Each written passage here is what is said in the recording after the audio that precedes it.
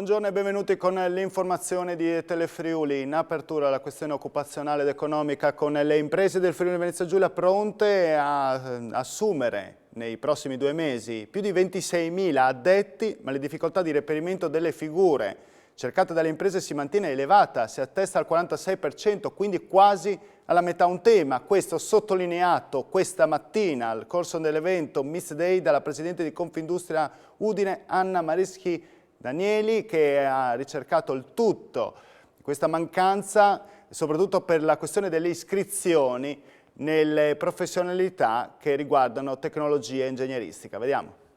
L'Università di Udine ha molti studenti in meno come iscritti, perché parliamo di circa un 15% in meno, ma il dato ancora più allarmante e forse inaspettato, perché vista la curva della natalità ci aspettiamo anche che ci sia una riduzione di studenti, ma il dato più allarmante è che c'è una riduzione di quasi il 40% delle materie STEM. E allora ci chiediamo com'è possibile, stiamo sbagliando qualcosa. È evidente che la normativa, che il governo finalmente sta cercando di venirci dietro con il PNRR, con i fondi messi a disposizione, con le dichiarazioni del nostro primo ministro Draghi che ci fanno assolutamente ben sperare, e anche con l'università che si sta finalmente rendendo conto che deve esserci una sinergia sempre più forte fra l'ITS e essa stessa, altrimenti se diventa una competizione già la risorsa primaria, che siete proprio voi ragazzi studenti, è scarsa, quindi sarebbe davvero una competizione fra poveri. Dobbiamo migliorare l'orientamento di voi ragazzi, l'orientamento dei vostri insegnanti, che devono essere sempre più consapevoli di cosa significa consigliarvi, e l'orientamento delle vostre famiglie. È stata celebrata la seconda edizione del Miss Day. Da 10 anni l'Istituto ha garantito al sistema produttivo 599 diplomati grazie all'alta formazione in aula e nelle imprese. È presentata anche una piattaforma che mette in rete questi istituti tecnici con l'università. In una fase di forte evoluzione dell'industria manifatturiera verso la frontiera del 4.0 diventa sempre più centrale la ricerca di figure altamente specializzate, soprattutto nei comparti ad alto contenuto tecnologico. La risposta a questo fabbisogno vera è garantita dal MIZ, che da 10 anni, con i suoi 599 diplomati, fornisce al sistema produttivo l'alta formazione alle competenze specifiche dei tecnici superiori nei settori strategici della manifattura Made in Italy. Oggi, nella sede di Confindustria Udine, in occasione della seconda edizione dell'evento Miss Day, i neodiplomati e le imprese hanno testimoniato le esperienze vissute in aula e nelle imprese. Una sfida che anche la Regione ha saputo raccogliere in questi anni. Negli ultimi 3 anni ha praticamente raddoppiato i fondi messi a disposizione del sistema della formazione tecnica superiore, perché crede da ben prima che questa diventasse una priorità del PNR in questo sistema, crede soprattutto nel raccordo fondamentale che va a valorizzare il capitale umano e che va a valorizzare il territorio nel quale il nostro contesto produttivo è inserito. Per avvicinare sempre più gli istituti tecnici superiori e università al mondo del lavoro è partito anche il progetto di apprendimento Piattaforma MIZ. Allora, la piattaforma MIZ è uno strumento che è messo a disposizione degli studenti del MIZ per affrontare gli esami che non sono inclusi nel percorso di formazione del MIZ stesso, o esami universitari che consentono poi di arrivare alla laurea triennale. Quindi sono studenti che arrivano da una formazione esperienziale, quella dell'ITS, che potranno poi accedere a queste materie affiancando, diciamo, la formazione tradizionale dell'università con degli strumenti totalmente nuovi. Cambiamo pagina, svolta nella vicenda del dottor Marco Biscaro, il medico di base di Sacile, sospeso dall'azienda sanitaria del Friuli Occidentale perché non vaccinato. Una decisione che aveva costretto 1.300 assistiti a rivolgersi a un altro medico che il dottor Biscaro aveva contestato fin dal primo momento. Sentiamo. Tornerà in servizio lunedì prossimo nel suo ambulatorio di Sacile Marco Biscaro, il medico di base sospeso nelle settimane scorse dall'ordine professionale e dall'ASFO, l'azienda sanitaria del Friuli Occidentale, per non aver adempiuto all'obbligo di sottoporsi al vaccino anti-Covid. Una decisione che il dottor Biscaro, insieme ai suoi legali, ha sempre ritenuto illegittima, dal momento che fin dall'inizio, questa la sua tesi, aveva presentato un certificato di esenzione dall'obbligo vaccinale, così come prevede la legge. Per sostenere le sue ragioni, tramite il suo legale, l'avvocato Giovanna Augusta De Manzano, Biscaro ha presentato 2 lettere in autotutela. La svolta nella vicenda, che aveva costretto 1.300 pazienti di Sacile a rivolgersi ad altri medici di base, è arrivata questa mattina. Con una PEC a Biscaro è stata comunicata la decisione del Dipartimento di Prevenzione dell'ASFO che egli non rientra fra i soggetti non inosservanti dell'obbligo, per cui è stato reintegrato a partire già dal 30 agosto scorso. La decisione è stata commentata dall'avvocato De Manzano, che fa parte del coordinamento di avvocati di Trieste, che affermano di battersi per la tutela della libertà vaccinale e per la salvaguardia delle libertà costituzionali. Biscaro, ha detto il legale, ha subito danni gravi e rilevanti non solo sul piano economico, danni, ha concluso, che impongono ora tutela civile e penale.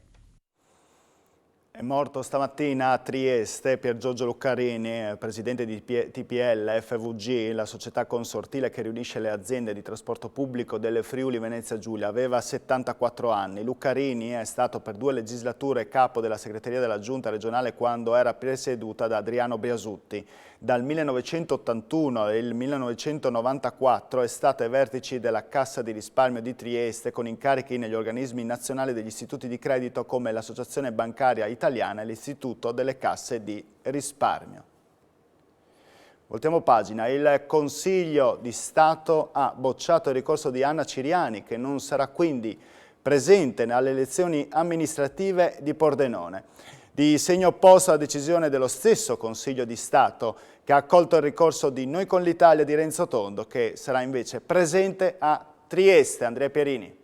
Anna Ciriani resta fuori dalla corsa a sindaco di Pordenone. Il Consiglio di Stato ha rigettato il ricorso della candidata, confermando la decisione dell'ufficio elettorale e del TAR del Friuli Venezia Giulia, che aveva già rigettato il primo ricorso.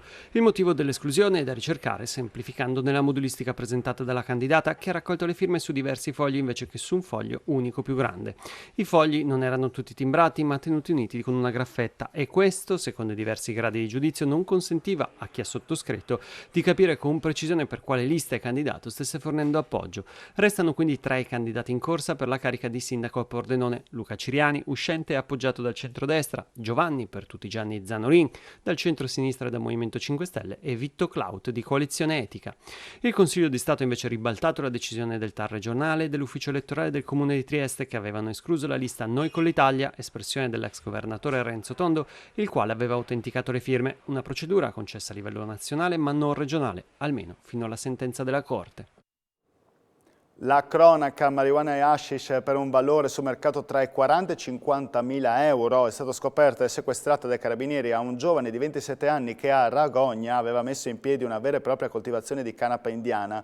I militari l'hanno scoperta in un'area agricola di pertinenza del giovane. C'erano 12 piante per un peso totale di circa 15 kg. Durante una perquisizione nella sua abitazione è stata poi trovato 1 chilo di marijuana già essiccata, 120 grammi di hashish, una dose di cocaina, un bilancino di precisione oltre 6.000 euro in contanti. Il giovane, che ha anche tentato di impedire ai carabinieri di entrare in casa, è stato arrestato. Il fermo è già stato convalidato proprio poco fa dalla magistratura. Numerosi piccoli gruppi di immigrati, in tutto 81 persone per la maggior parte di nazionalità pakistana, sono stati intercettati dalla polizia a varie riprese a partire dall'alba di oggi tra Muggia e Trieste, in particolare nelle zone delle Noghere. Tutti gli immigrati sono stati portati alla caserma di polizia di frontiera a Fernetti, dove saranno sottoposti allo screening sanitario e dove saranno effettuate le pratiche di identificazione propedeutica alle richieste di asilo politico. Un tamponamento ieri sera, intorno alle 20, si è verificato sul ponte della Delizia tra Codroipo e Casarsa della Delizia. È causato probabilmente in maniera indiretta dalla grande quantità di polvere che si alzava in quel momento dal fiume Tagliamento. 2 auto si sono scontrate, uno degli occupanti è rimasto ferito in maniera lieve. L'incidente ha causato forti rallentamenti nella circolazione. Sul posto sono intervenuti un'ambulanza e le squadre dei vigili del fuoco. E ancora cronaca, una ragazza di 23 anni di Tarvisio è rimasta ferita in un incidente stradale avvenuto la scorsa notte sulla statale 13 Pontebana all'altezza dell'accesso che porta alla cabinovia del Lussari. Per cause in corso d'accertamento da parte dei carabinieri, la ragazza ha perso il controllo dell'auto che è finita fuori strada. Soccorsa e trasportata all'ospedale di Tolmezzo e ricoverata in condizioni non gravi. E ora andiamo a vedere ciò che è emerso dal libro bianco voluto da Federconsumatori Adiconsum FVG, che fotografa la crisi dei consumi provocati dalla pandemia. Famiglie friulane sempre più povere. Sentiamo. La pandemia ha costretto più della metà delle famiglie del Friuli Venezia Giulia a modificare il proprio stile di consumo con la riduzione degli sprechi e degli eccessi, la rinuncia all'acquisto di alcuni beni e servizi e una maggiore ricerca di offerte e promozioni, modificando i punti d'acquisto e attraverso un maggior ricorso all'e-commerce. È quanto emerge dal libro bianco, la ricerca promossa da Federconsumatori e Adiconsum del Friuli Venezia Giulia, finanziata dalla Regione, realizzata con la collaborazione delle 2 università regionali e dell'SVG di Trieste, che ha coinvolto oltre 600 famiglie della regione. Per quanto riguarda il risparmio, gli ambiti di spesa più colpiti sono ristorazione, abbigliamento, cultura e tempo libero. Dalla ricerca emerge anche che l'86% dei consumatori preferisce i prodotti locali, nonostante siano considerati più cari rispetto a quelli provenienti da più lontano, a testimonianza che il consumatore cerca sempre maggiormente la qualità. 8 giorni di incontri, libri, teatro, cinema, musica, 3 mostre, secondo la formula dell'approfondimento che rende Dedica un festival unico nel panorama delle rassegne letterarie. È in programma dal 16 al 23 ottobre a Pordenone, la 27esima edizione del festival, preceduta da 16 anteprime in 12 comuni. Sarà Paolo Rumiz, giornalista, scrittore, viaggiatore, una lunga carriera costellata di numerosi premi e riconoscimenti, il protagonista di Dedica 2021, in programma a Pordenone dal 16 al 23 ottobre. 12 gli eventi in 8 giorni, con Paolo Rumiz e gli ospiti che lo affiancheranno. Il festival, alla sua edizione numero 27, è organizzato dall'Associazione Culturale Tesis di Pordenone. Dedica, a differenza di altri festival che si svolgono in tutta Italia, ha la peculiarità di essere un festival che approfondisce l'opera di uno scrittore, l'opera tout court, attraverso cinema, attraverso teatro, libri. Questa è la particolarità. L'edizione 2021 del Festival Dedica è stata presentata oggi a Palazzo Badini di Pordenone dal curatore del festival Claudio Cattaruzza. Mi saranno il viaggio non solo come esperienza di conoscenza ma anche come esperienza interiore, diciamo come esperienza tout court, e quindi questo è uno dei temi. L'altro sarà l'Europa e saranno anche poi il superamento dei confini. Quindi queste sono le 3 aree tematiche in cui andremo a spaziare nel corso di tutto il festival. Chiudiamo con lo sport, emozioni olimpiche questa mattina al Tegil, nell'abbraccio che Lignano ha voluto riservare al top team giamaicano, pronto a rientrare in patria dopo aver brillato alle Olimpiadi di Tokyo conquistando 8 medaglie, 4 ori e 4 bronzi. Francesca Spangaro.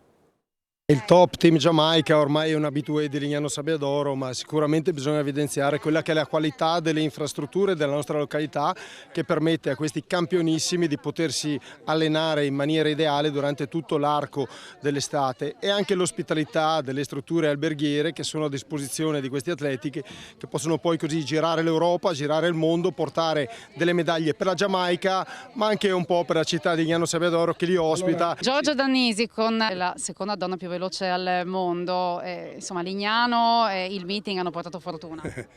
Beh sì, intanto vale la pena sottolineare 3 medaglie d'oro, 100, 200, 4%, 10,54 nei 100 che è a 4 centesimi dal record del mondo della Griffith che dura da 30 anni e che lei supererà il prossimo anno sicuramente ai mondiali, ma quest'anno lei ha corso nel nostro meeting, ha fatto 11,03 che era il record del meeting, ma ha avviato il percorso verso le Olimpiadi dove ha fatto sempre meglio, e quindi noi le abbiamo portato grande fortuna, insieme devo dire anche con gli atleti disabili con cui lei ha corso per diverse stagioni, a fare quindi anche la testimonia solidale. Tutti sono così calorosi con noi qui ogni anno, è davvero una cosa meravigliosa per me essere qui ogni stagione a potermi allenare per le competizioni internazionali e in questa per i titoli olimpici. È tutta una conseguenza dell'affetto e del supporto che respiro qua e quindi davvero posso dire che Lignano è la mia seconda casa. Non ci sono altre notizie, a me non resta che ringraziarvi per la vostra cortese e fedele attenzione, augurarvi buon pranzo, ci vediamo questa sera alle 19 sempre con il telegiornale di Telefriuli, arrivederci.